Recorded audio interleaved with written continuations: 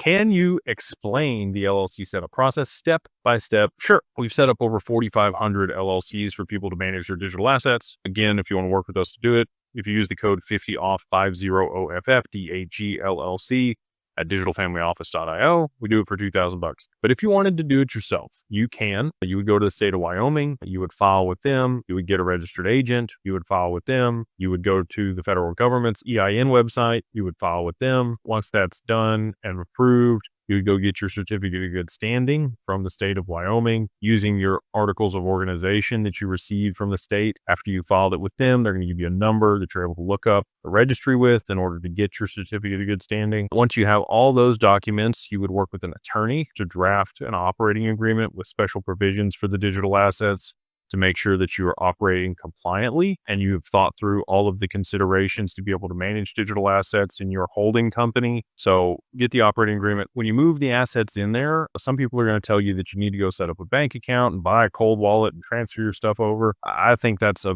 bunch of extra steps that you don't need to do. I would rather use the assets as the capital contribution to start the business. This needs to be a single member entity, or again, if you're in a state where a qualified joint venture works, you can also do a family limited partnership. It's a lot more complicated, probably going to cost you a bit more on the operating agreement on that one for you and your family. And you're going to have some other considerations about, when people die or partners want to leave or different things happen. When you move the assets into the corporation, you're going to just list them on the capital contributions page on the operating agreement. That's going to be the wallet address, the asset that you're moving in there, the amount of the asset. So, however many decimal places of the asset that you have, and then the dollar amount on the day of transfer. You get that page notarized. You can list as many assets as you want, as long as you have a separate wallet for each one. And you're basically gifting your cold wallet into the company to be able to trade that for the equity. So now the assets are in the corporation. You own the equity. They are a member managed LLC most of the time, where you are the member and you are the manager and you're managing and have control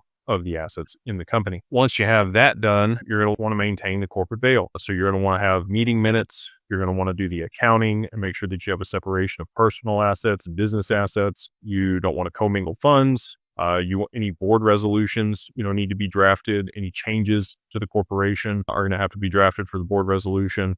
If you need to make any changes, in how you're going to run the business, those would be amendments to the operating agreement. Hopefully that explains it to you end to end.